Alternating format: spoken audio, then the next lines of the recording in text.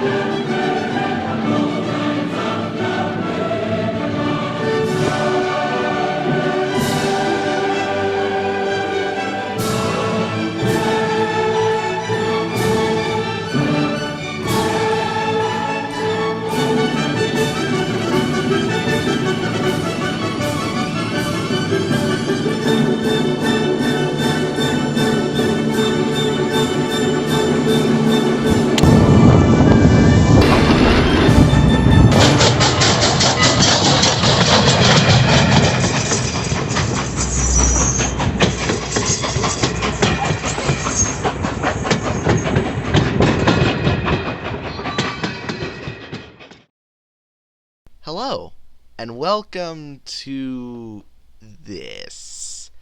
Yeah, as you could tell from the intro there, this trip was not our usual rail fanning session. What was going to be a calm, sunny session turned into, something quite different, you could say. Anyway, you once again join us along the road to paradise, the one and only Strasburg Rail Road. Charted in 1832, and first seeing operations 5 years later, the Strasburg Railroad Company has been seeing action and serving customers for nearly 2 centuries. In charge of today's trains is locomotive number 89. 89 was built by the Canadian Locomotive Company, located in Kingston, Ontario in 1910 for the Grand Trunk Railway, numbered 1009. By the time the Grand Trunk Railway was acquired by Canadian National in 1923, she had been renumbered to number 911. Finally, in 1951, under Canadian National Management, she will once again be renumbered, this time to the number 89. However, she would not wear this number for long under the CN banner, as she would be sold to a private collector just a decade later. After a decade-long excursion career with the Green Mountain Railroad, number 89 would be sold to Strasburg and begin operations in 1972. Today, we join the railroad on their annual inaugural run of the Long John Limited trains, a name which would come to fit quite well during the early afternoon. Positioned right by one of the mechanical shops, we would catch the first train of the day leaving East Strasburg Station. Departure, 12 o'clock, noon.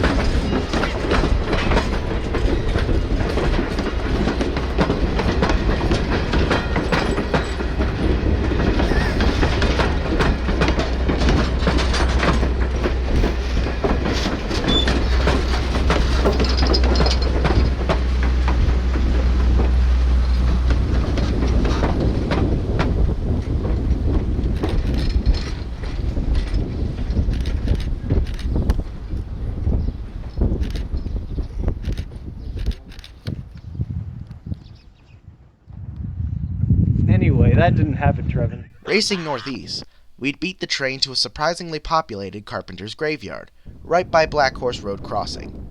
By now, the wind had begun its relentless attack, and the audio was downright unusable. But hey, it's honestly par for the course at Strasburg.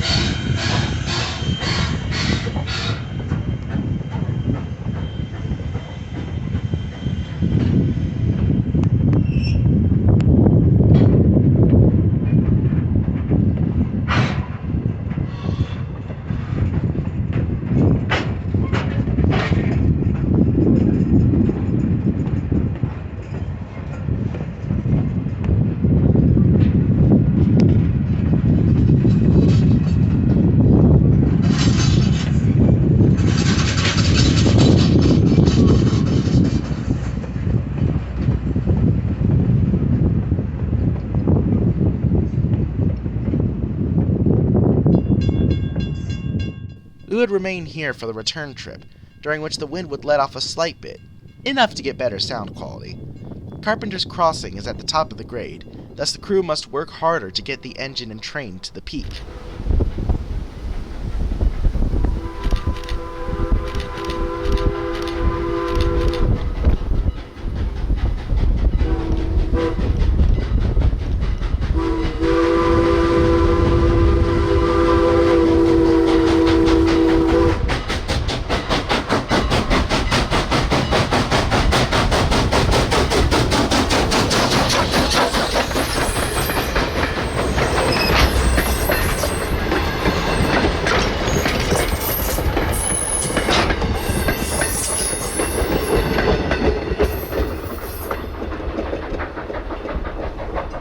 Next on our list would be the Leaman Place Junction, the connection point between Keystone Corridor and the Strasburg Rail Road.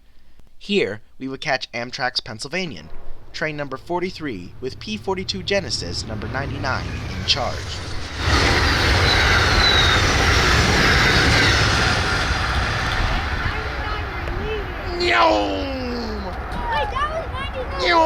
Soon after the Pennsylvanian had disappeared, the 1:30 train would arrive, as did the wind, because of course it did.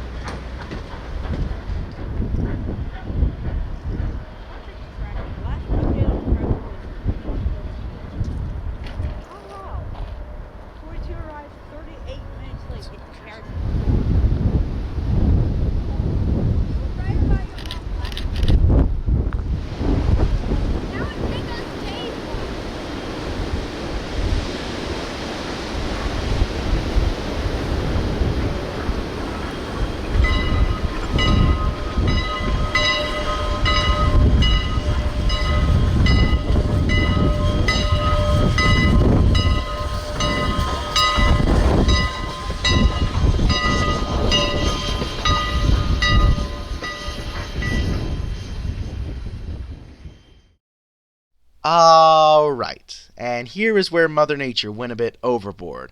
Out of nowhere it began to snow, and snowed quite heavily. A snow squall was upon us. The snow fell harder, faster, and right into our eyes. Neither did the wind let up, as it only continued to assist the attack upon our footage and sanity.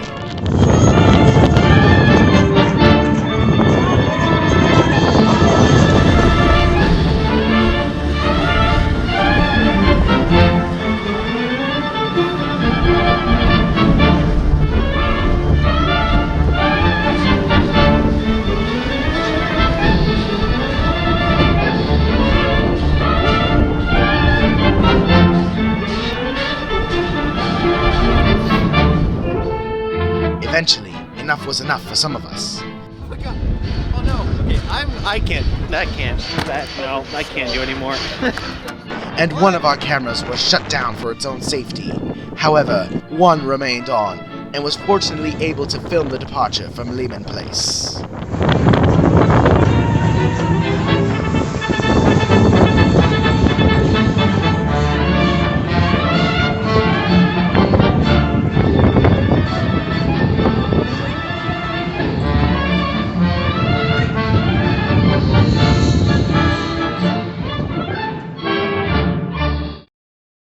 After the very interesting challenge of filming in a snowstorm, we would run out for a quick bite at the local Arby's and return in time to catch the 3 o'clock train passing through Groff's Grove. By this time, the snow had run its course, and the sun had rejoined the blue sky for some fantastic lighting off the port side.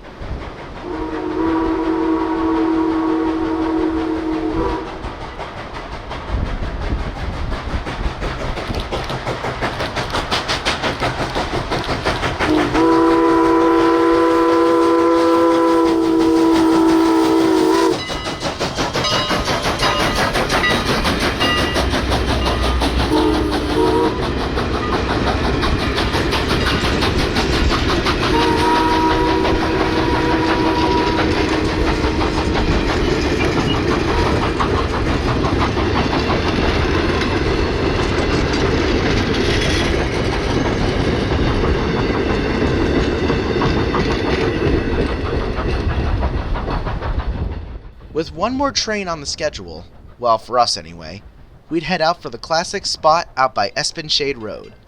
By the time we'd arrived for the 4:30, the wind had again increased in intensity. In an effort to battle this problem, I decided to position the car so that I would have the option to open the hatchback and block the majority of the wind. Surprisingly, it worked!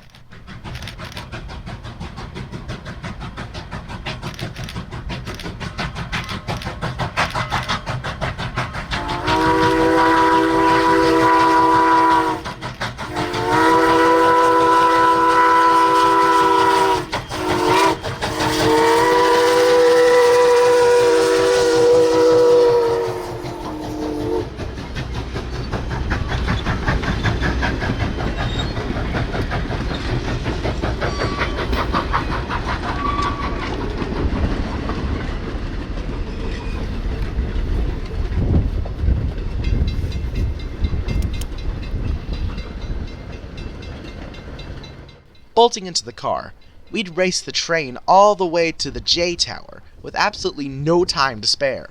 The wind remained the same here as it had been in Esbenshade. However, there was no car here to block the wind, no shield to protect us from blowing away.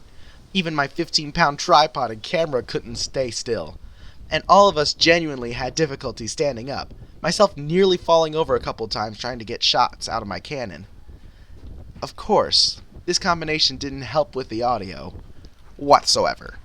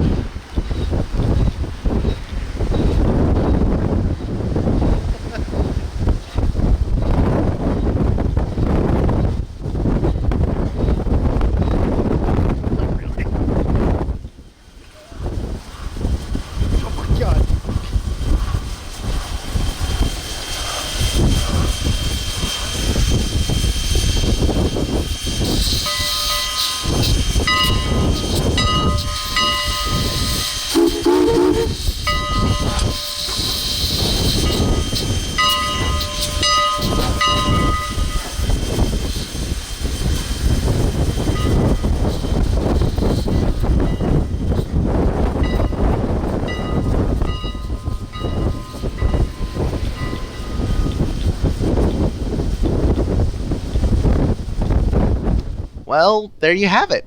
Quite possibly the most intense trip to Strasburg Railroad, at least for the Jerry Does Things channel and associated members, in recent history. Thanks for joining us on this especially windy, crazy, and of course windy journey out to the famous Strasburg Railroad. And as always, thank you for watching.